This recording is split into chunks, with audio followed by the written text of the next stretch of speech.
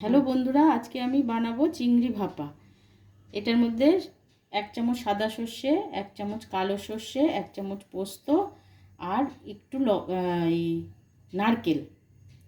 নারকেল আর 1 চামচ টক দই দিয়ে কাঁচা তেল দিয়ে নুন হলুদ দিয়ে মেখে রেখেছি, ম্যারিনেট করে রেখেছি।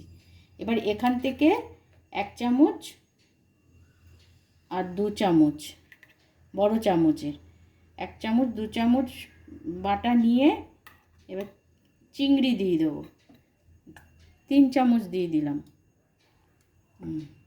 3 চামচ বাটা দিয়ে দিলাম। এবার চিংড়ি মাছ, সাতলানো চিংড়ি মাছটা এর মধ্যে দিয়ে দেবো। সাতলানো চিংড়ি মাছ দিয়ে দিলাম। এটাকে এবার জলে ভাপা করব, জলের মধ্যে। হ্যাঁ, এবার এটাকে ঢেকে, না এর মধ্যে দুটো কাঁচা লঙ্কা দিয়ে দিন, পজ করে। হ্যাঁ, এর মধ্যে একটু কাঁচা তেল দিয়েছি আর এটার মধ্যে একটু কাঁচা লঙ্কা চেরা দিয়ে দিলাম।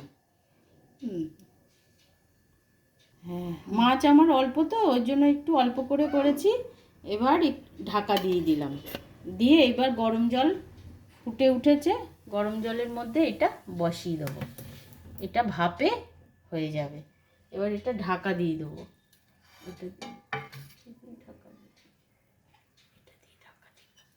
এটা দিয়ে ঢাকা দিয়ে এবার 10 মিনিট রাখতে হবে, তারপরে বন্ধ করে দেবো গ্যাস।